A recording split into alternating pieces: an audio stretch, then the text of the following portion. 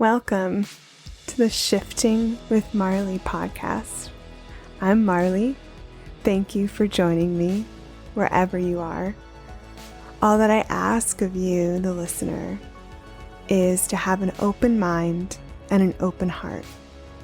And in return, I offer you myself.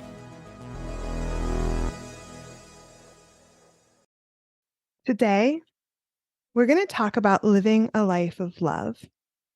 We're going to discuss embodying more presence, compassion, understanding, and love in our lives.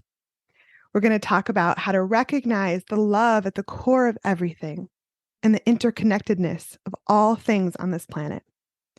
And we're going to talk about how to navigate an intense and chaotic and shifting world with an open heart. Here to guide us on our journey today and share his wisdom is Troy Hadeed. Troy is an author, international yoga teacher, and social entrepreneur from Trinidad and Tobago. Welcome, Troy. Yeah, thanks for having me, Marlee. It's a pleasure to be here. Thank you so much for being here today. I'm so grateful to connect with you. Yeah, same. Before we dive in, Troy, can you please let people know where they can find you? Well, they could find me in Trinidad if they want to come and visit. Yeah. They can find me at troyhadeed.com and Instagram, Troy Hadeed. And we also have our own online platform called beyondyogatv.com. Those are my main places. troyhadeed.com and Instagram are kind of my go-tos. That's where I'm most active. Awesome. And you have a new book coming out soon, right, too? Yeah, soon is relative.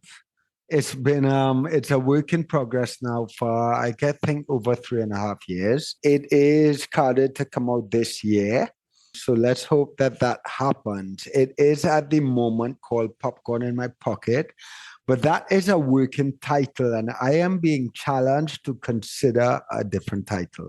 So listeners would have to sign into my newsletter, sign up for my newsletter, follow me on Instagram, and stay tuned. Wow. Well, good luck with that. And I can't wait to read it. Can you tell us a little bit about what it's about?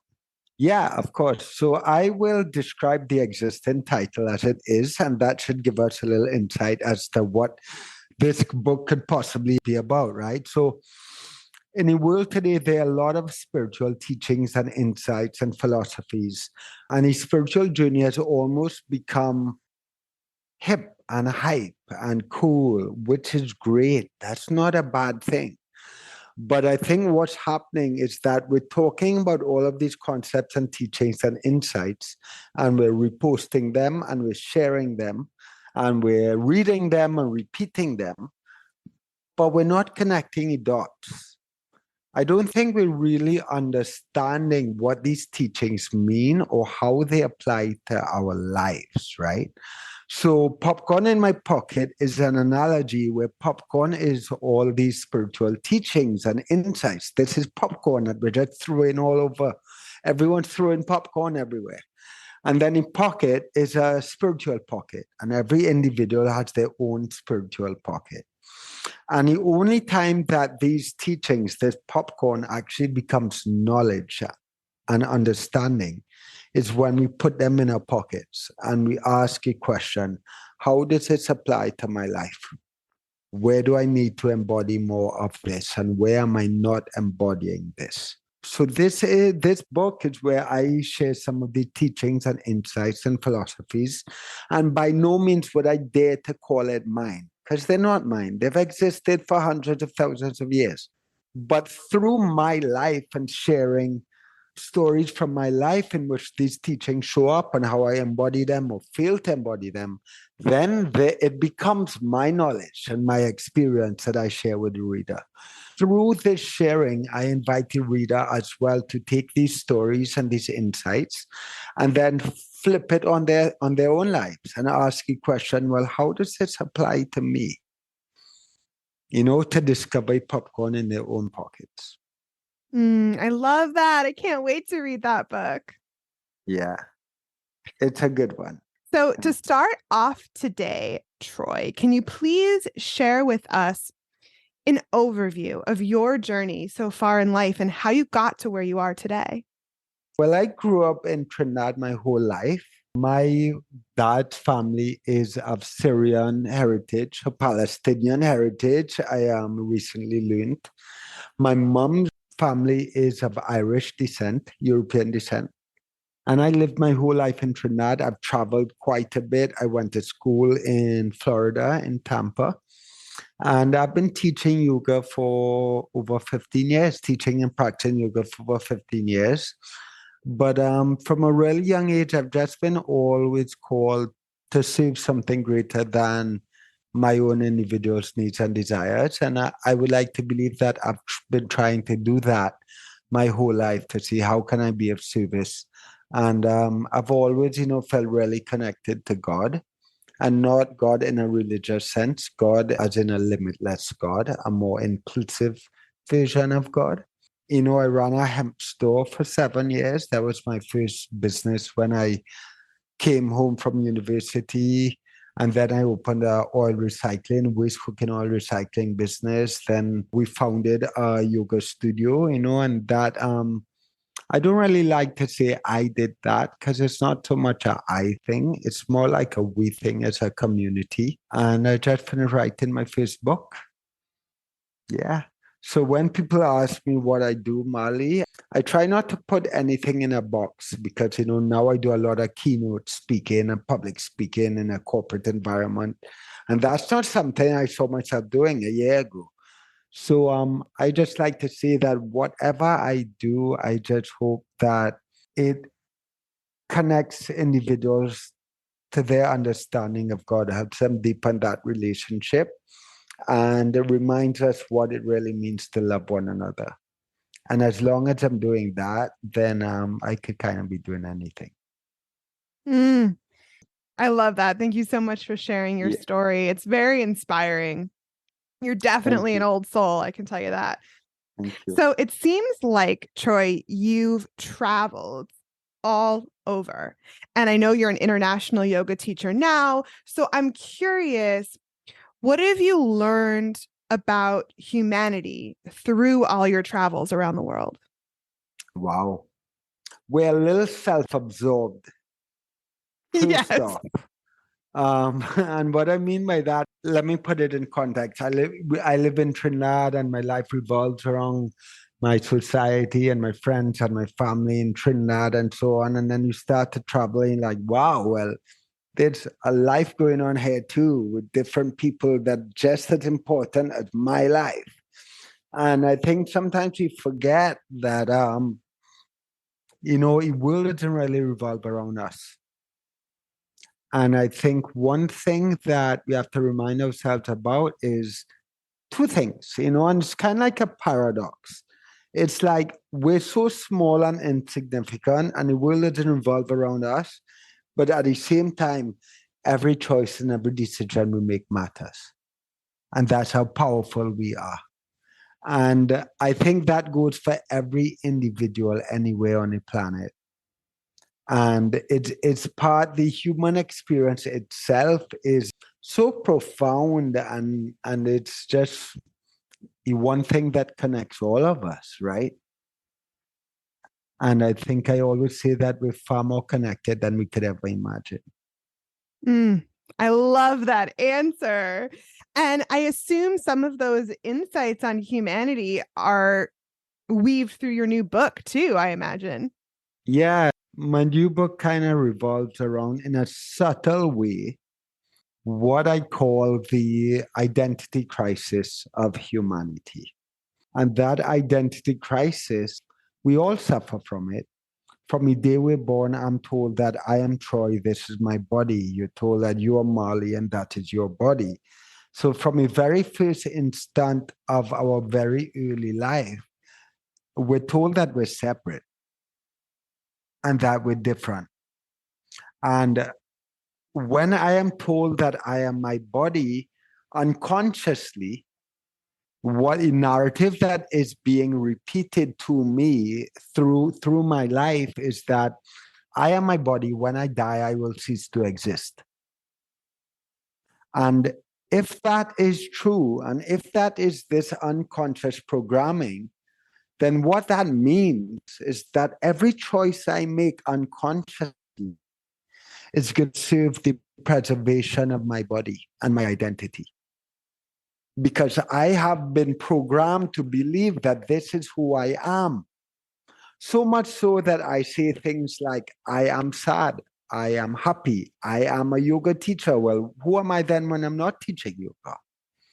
Or does that mean that if I am of one religion, that I can't change my religion? Because if I change my religion, well, do I actually exist still?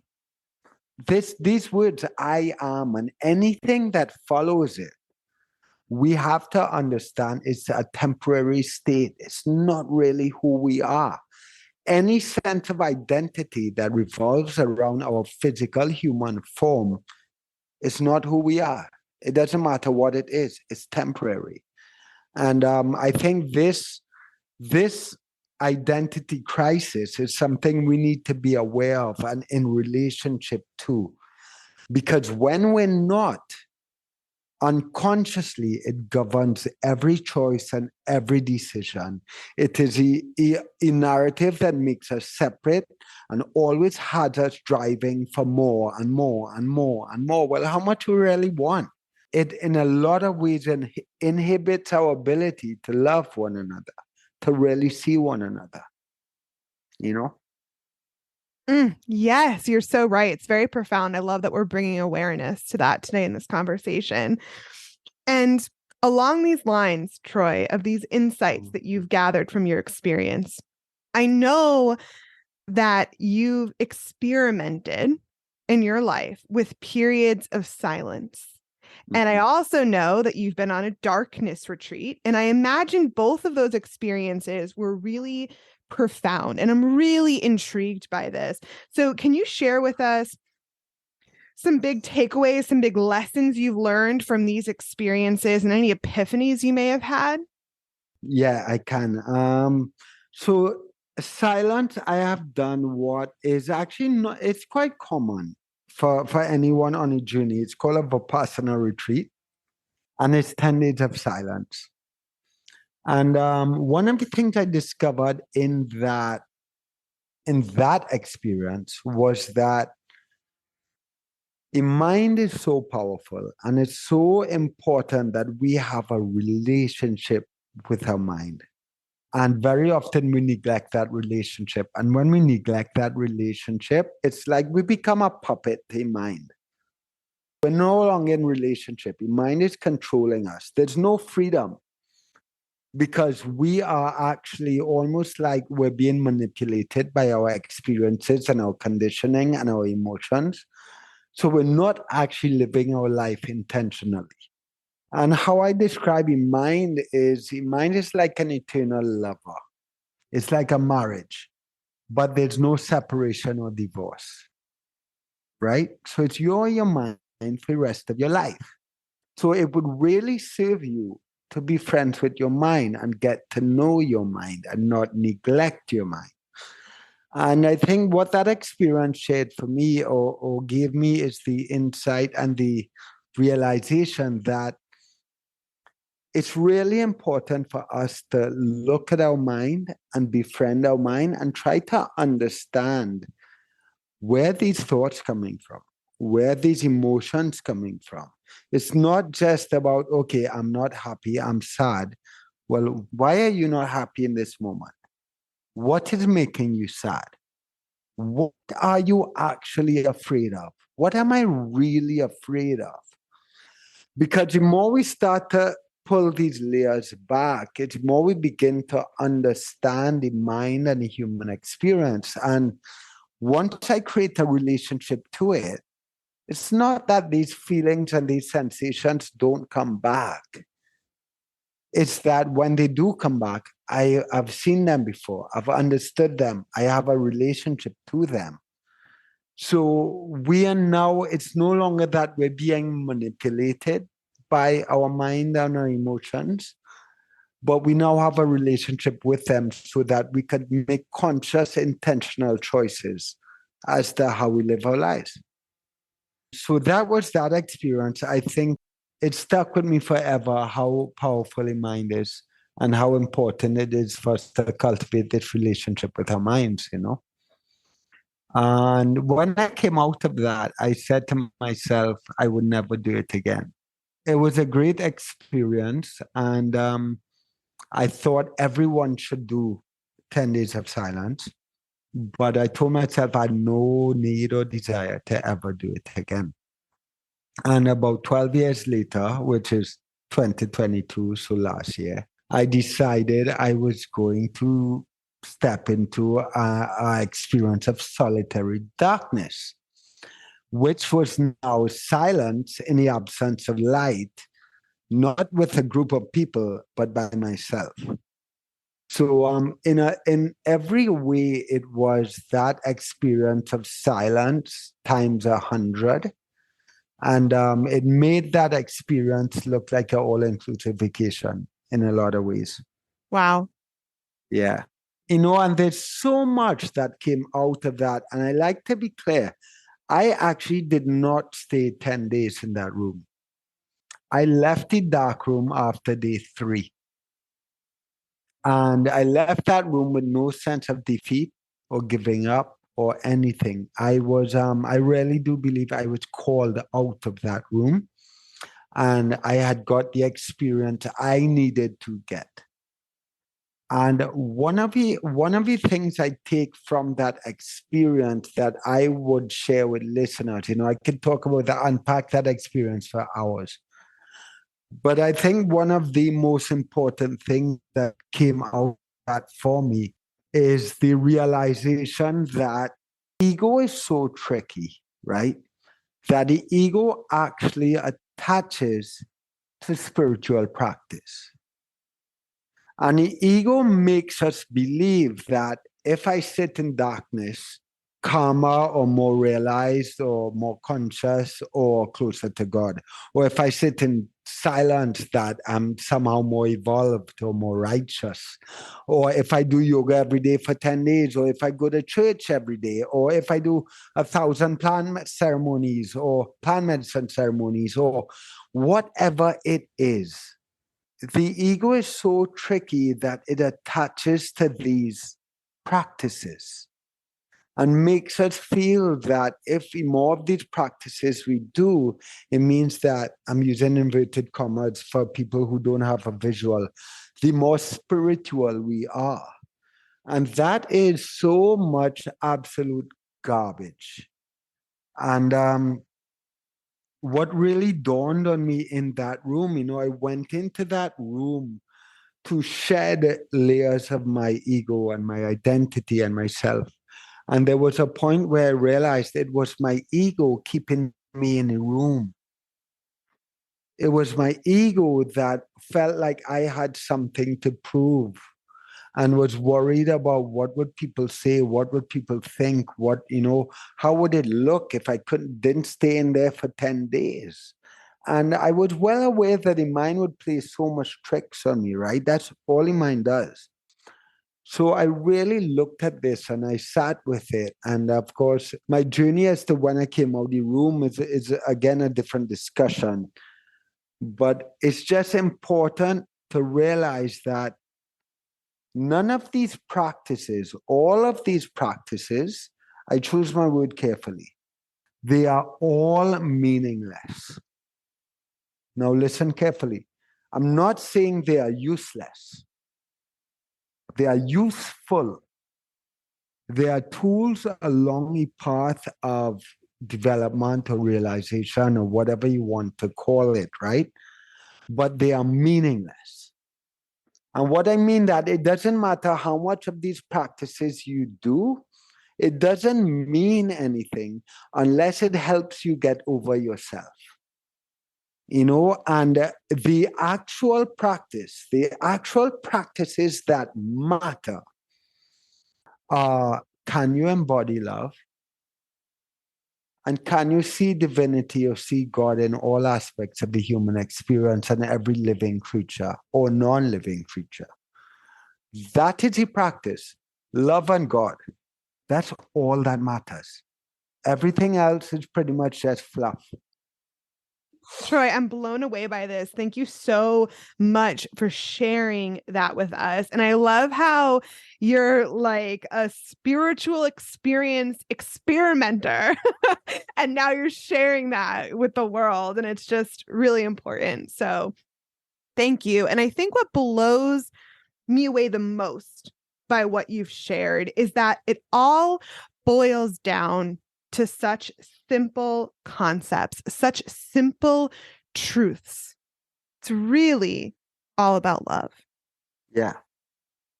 And with that said, Marley, we could put a pin there because we have to acknowledge as well, in the world today, we have all these words that we like to use. And I like to pick them apart. And love is one of those words because it's easy for somebody to go and repost on social media or repeat to their friends, yes, it's all about love. It's all about love. It's all about love. But what does that mean? Because what it means to me to love someone might be different to what it means to somebody else. And we all have our own conditioning that brings us to believe what love is or what love is not. Because somebody may have grown up with an understanding of love that is actually limited, conditional, and selfish. And they're going around saying, well, it's all about love. Well, okay, yeah, but your understanding of love might be different from mine. So I think it's really important for us to start to have these conversations about what does that really mean? How does that show up in our lives, Yeah, I Yeah.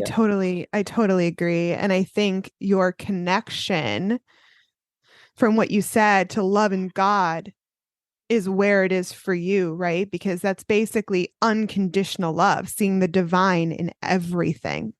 Absolutely. What I talk about a little bit in my book, and this came to me while writing my book. It wasn't like a concept that I knew I wanted to write about. I started writing one of the last chapters in my book, which is really about what it means to love.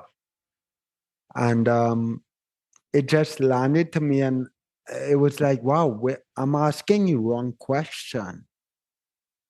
And we often love to look at things and we say, well, what is love and what is not love? But everything is love. There is love everywhere. Love is like God. There's no aspect of a human experience where love doesn't exist. And I know that's a very bold statement. And it almost comes across as a very privileged statement, right? But here's what I'm getting at is that love always exists. The question we need to ask is not what is love and what is not love. It's about what is being loved. In any moment, what is being loved? Because if I say that this is love and this is not love, or that is not love, then I am condemning something and saying that is not love. Then it's dead. Then it can never become love. It's now dead. I say that is not love. Love does not exist there. But if I ask the question, what is being loved? Let me give an example, right? And there's so many examples I could give, and some of them are really harsh. So I'm going to keep it simple. If I am eating lunch next to a homeless person and they are hungry, and I choose not to share my lunch with them, that is still love. But it's a love of my personal needs and desires. It's a love of my own self satisfaction over the love of someone else. So if I can acknowledge that my love in that moment is self serving and selfish, then I can take that love and try to find ways in which I can expand that love to include and reach everyone else around me. Rather than saying that is not love. Love is dead, right? And this even, I really resist this example because I know how triggering of an example it is. So I'm going to talk about it loosely. Say there's an abusive relationship, right? Somebody who is acting from a place of oppression or inflicting unjust behavior or suffering upon someone, that is still love. But that is a love of power, a love of greed. It is a self-serving love. It is not an expanding, inclusive love. So, this can apply to any situation. But if we ask ourselves in this moment, what is being loved? What am I loving? If I make this decision, what is my intention behind this action or this decision? And that way we can really begin to excavate what is being loved. How are we showing up in the world? What are we serving? Because I do believe that love lives everywhere. We just have to start to understand what is being loved, because every choice, every decision we make, it loves something, it serves something. But what is it serving and who is it serving? This is very thought-provoking. Thank you for explaining that. And thank you for posing those questions, because I know I have a lot to think about. And I want to highlight one of the questions that you asked. What am I serving in this moment and every moment? And I really think that's very thought-provoking. And I want to talk about for a minute this more inclusive, expansive love. What can we do in our day-to-day lives to spread more love in the world? What actions can we take? That's a general question, a massive general question. To me, the very fundamental teaching of yoga is about realizing our interconnectedness and realizing our union, right? In other words, it is about seeing God in every individual and seeing divinity even in darkest aspects of our society. And what I would advise listeners or anyone to do is, we all have our lives, and our lives have all these relationships. And some of these relationships are challenging and triggering. And they are people that we feel have wronged us, have done us things, have said things. We believe that there are things and people that are unforgivable. Yeah. And I understand, because a human condition is one in which we attach our identity. So I feel that if you say something that hurts me, or do something that hurts me, that it's personal, that you did it to hurt me. But here's a reality that I would invite listeners to consider. If you are not actually your body, it's never personal. No one can ever do anything directly to harm or hurt you because you are not your body.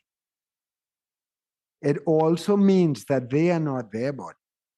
Get this, if Marlee were to do something to me that really hurt me and wronged me, it's not Marlee doing it. It's Marlee's conditioning doing it. So in other words, what I would invite listeners to understand is that to see people not as these individuals, but to see people as children of God, as seeds of God, who have experienced certain conditioning. And we all have different experiences and different conditioning that make us who we are, that teach us what love is, what forgiveness is. These experiences and conditioning, they mold us into how we behave and how we show up in the world. They dictate who we are. So imagine that it's not so much that we're doing things personally to harm or hurt people, but we are all in this human experience walking a curriculum that is designed to teach us certain things and bring growth and transformation. But we are also part of one another's curriculum. And as you walk your curriculum and I help you walk your curriculum, it just so happens that I might become a casualty and my emotions might become a casualty. And that's okay because I know that there really is no Troy and Marlee, that we're part of one collective whole. Does that make sense? Yeah, it does make sense. It's a perspective shift, Yeah. right?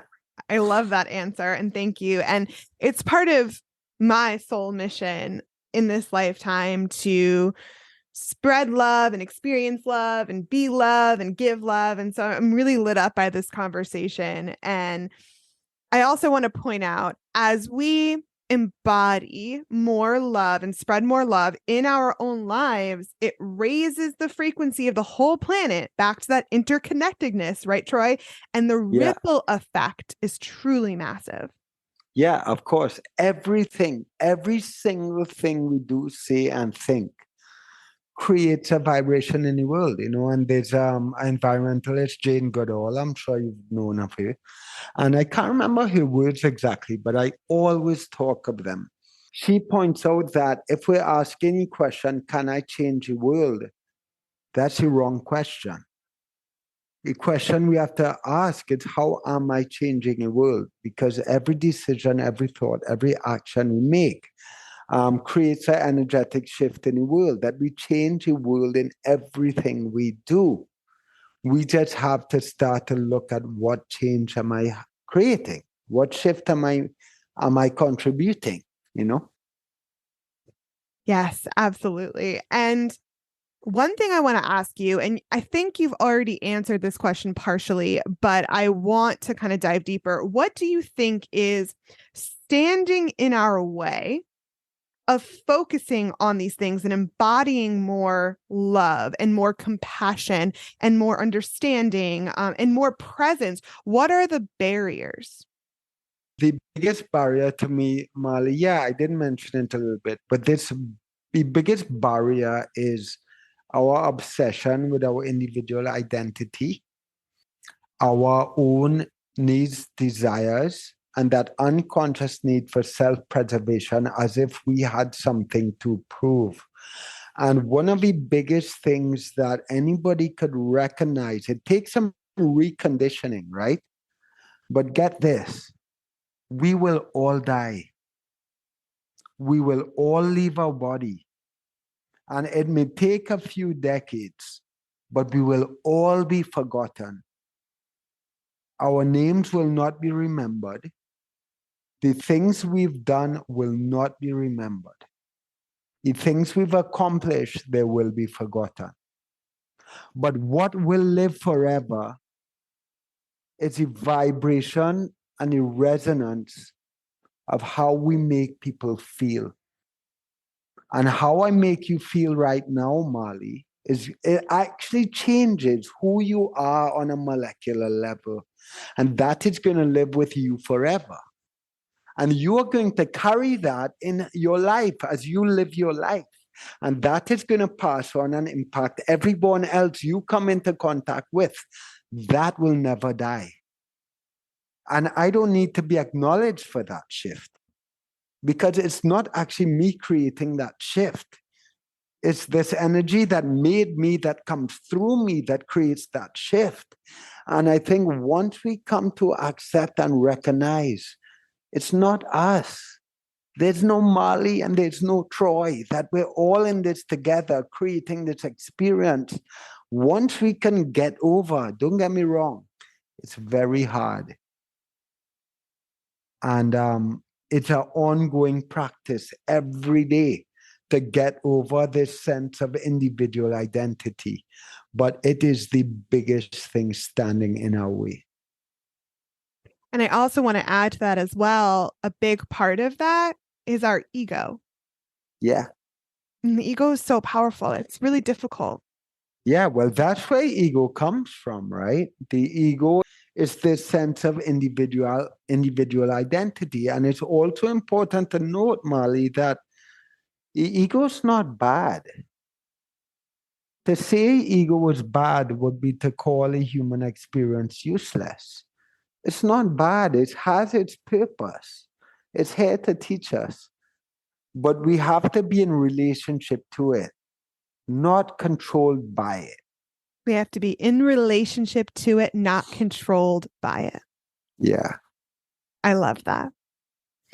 I want to talk for a minute about presence because I think it's one of those simple truths, those simple concepts that kind of everything boils down to. In addition to love, seeing divinity, I think presence is in that equation as well and is really Yeah. important. So I want to highlight it.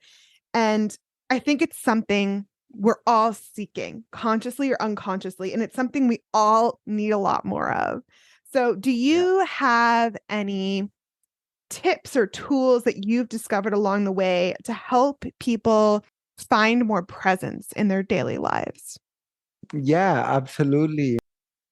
We talk about presence, and ever since Eckhart Tolle, of course, came up with this phenomenal book, Power of Now. We talk about living in the present moment, living in the now, don't think about the past, don't think about the future, blah, blah, blah, blah, blah. All amazing stuff. It's actually a lot more layered and a lot more intricate than we would imagine.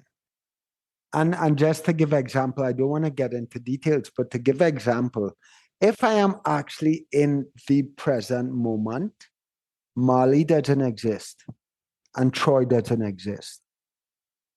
Because all the narratives that tell us that Troy and Marlee are two different individuals, those have come from a past.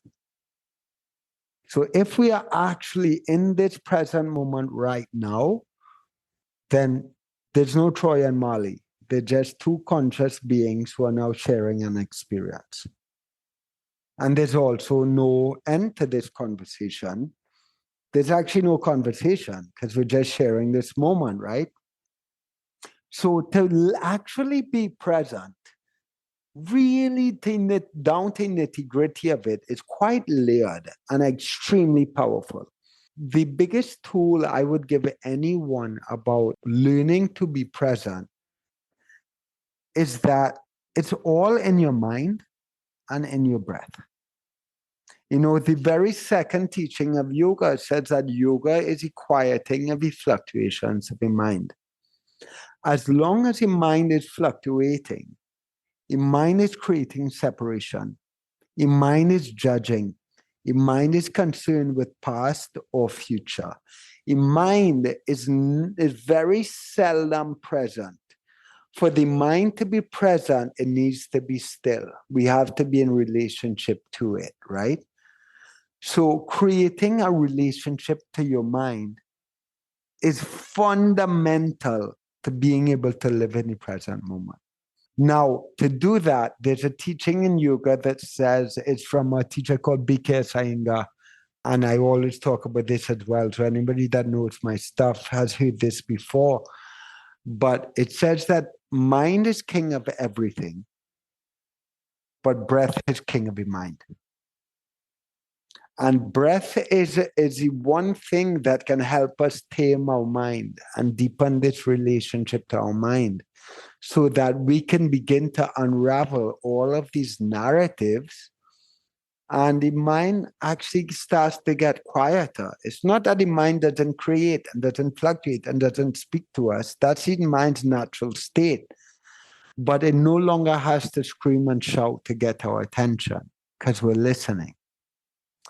So cultivating a relationship to our mind and a relationship to our breath is the absolute foundation of learning to be present and live in the present moment and live lives from a place of intention rather than a place of emotional reaction. Yes. And that is one thing that yoga has really helped me with personally. I've been practicing yoga. It's been a big part of my life since I was young, a teenager. So, I mean, I've been practicing yoga, I don't know, maybe 20 years or something like that. And Yeah. those are the principles that yoga has really helped me learn: intention, presence, connection to body, and connection to breath. Yeah, absolutely. Beautiful. It all sounds so simple, Troy, when we're speaking about it, but I do know For everyone listening, it is really challenging, and we're all rushing around in our day-to-day lives in what feels like our own little worlds. And so I know it is really challenging to embody presence and love. Yeah. Constant. That is the practice. Constant work in progress. Constant work in progress. Exactly. Yeah. It's a lifelong practice. And Troy, I guess what I want to bring up is our world today can be very harsh and Mhm. intense and unforgiving. And so much of the shadow sides of humanity are on display every day. We're dealing with a lot of division and hate and destruction and sadness and grief. And there's basically endless things bombarding us every day that can easily make us shut down, not want to be present, distract ourselves, and close off our hearts. So, do you have any tips to help people navigate today's world with more presence, more love, more compassion, and an open heart?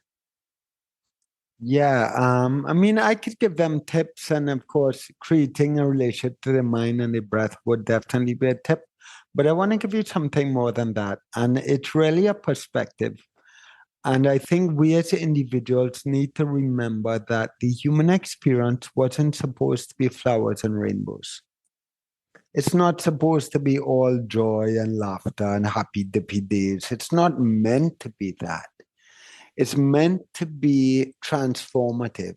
On some level, there's growth and transformation on a spiritual level that we are meant to experience. It doesn't make sense to me any other way. And I would just invite listeners to, as they navigate their lives and their relationships, imagine that every single individual they come across, it could be in the street, it could be someone driving a car, it could be in an argument, it could even be in, I'm even going to say this, it can even be in a very challenging relationship, even if that relationship might be somewhat abusive.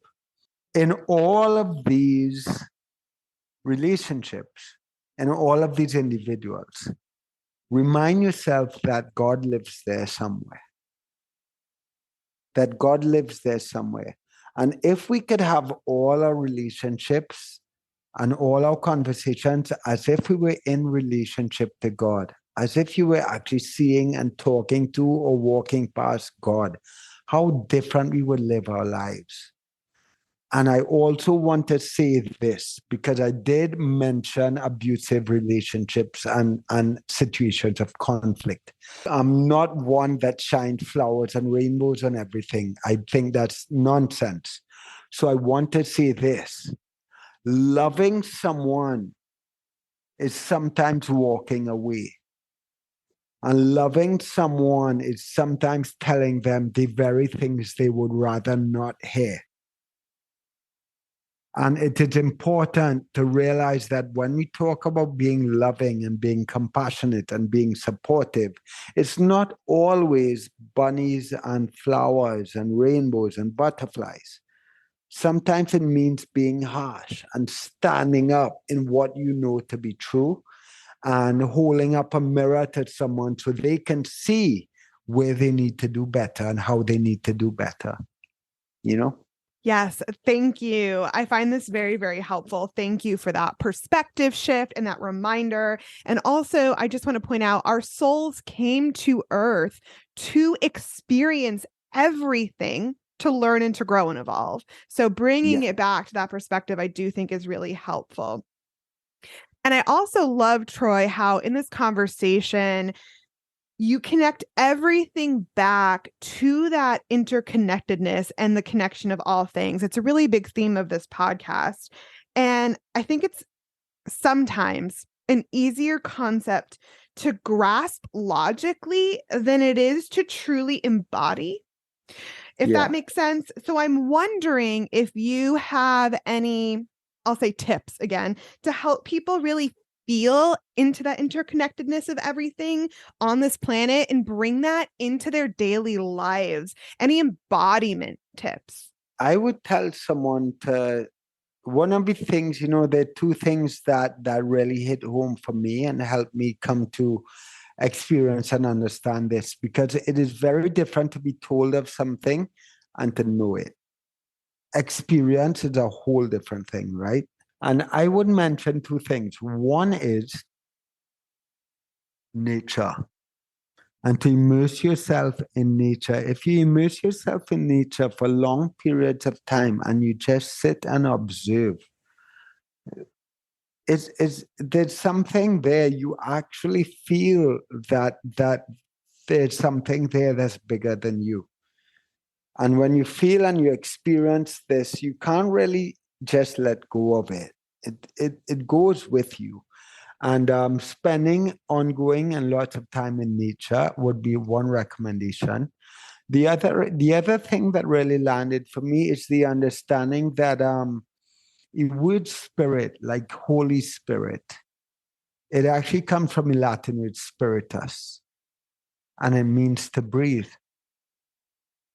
If you think about it, I'm not going to tell anyone what to believe or not to believe, but how it landed for me is that it makes so much sense, because breath is the one thing that connects every living being on the planet, even every non-living being. Air, breath is the one thing that connects all of us. It's the one thing that makes us the same. And I always tell people that we breathe 23,000 times a day. God is trying to make love to you 23,000 times a day. And most of the time, we're not paying attention. Wow. That just blew my mind. I love that this conversation is kind of integrating these higher level concepts into our daily lives. Yeah. I think that's really important. Yeah, absolutely. Troy, from your perspective, what does it look like and feel like to live a life of love, to live a life dedicated to love? That's hard to say from my perspective, because I think everyone's perspective is different and everyone's experiences and conditioning is different. But I have a quote from my book, if I can remember it correctly. And I remember that when I wrote it, that's when I thought my book was actually done. And I thought this was the last line of my book, and now it's far from. But when I actually wrote it, I remember tears rolling down my eyes, because I was like, this is it. I was like, this is it. And it says to embody love is to see God, see divinity in the eyes of every human being in all of creation, then to become a mirror so that God can be in awe of his own magnificence. That would be my answer. You just spoke directly to my soul right there. I have goosebumps. Bringing it to a higher level perspective now, Troy, what changes do you think need to happen on a societal level to get to a place where more people, or the majority of people, are present, connected to that universal love, and embodying more compassion and understanding? What I would say is this. I think, in my life, I've had lots of privileges, and I don't use that word lightly. And when we talk about privilege, we often talk about skin color, money, gender, sexual orientation, all these larger labels of privilege. And I think the biggest privilege of all is knowing what love is, and safety and security. And I think that we live in a world where far too many people do not feel safe, do not feel secure, and are part of a system in which they do not feel cared for. And here's a reality. It might be easy for me to love or extend my love beyond my own individual identity, because I have always felt safe for my entire life. I've grown up in an environment that is safe and secure.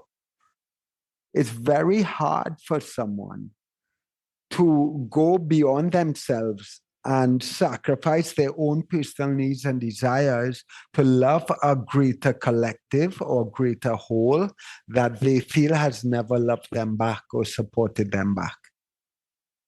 So I think one of the things we need to start to really activate in our society is that we need to create a society in which more and more people feel loved, supported, and safe, whether they love us back or not. Because sometimes people just don't know what love is. They don't know what safety is. So you're telling them you want them to care about a collective well-being, and you want them to show love, and you want them to be kind, but they've never been shown that kindness. They've never felt that security. They've never felt that love. So it's not that they don't want to give it. They don't know what it is. They don't know what it looks like. I love that answer. And Troy, thank you so much for being here today and sharing your perspective. I'm so grateful and honored, and I really, really loved this conversation today. I have one final important question for you. Let's go. What is your vision for the future of humanity and the earth? Wow. I believe in a world and a humanity where everyone can see one another as divine beings, and we can all really live and love one another beyond our own personal needs and desires, that we can actually move beyond this narrative of separateness and otherness. I truly do believe that it is possible. We all have room to infuse more love, compassion, and understanding in our lives. We all have room to be more present in our lives. I hope this conversation today inspired you. I'll end today with a quote from Troy. There is no measure of spiritual awakening or enlightenment other than seeing and serving God in the eyes of every human being, without exception. We say there are many paths to God, but there is only one. It may look different, but there is only one path, and that path is love. That's all. It's really simple. Lose yourself in love.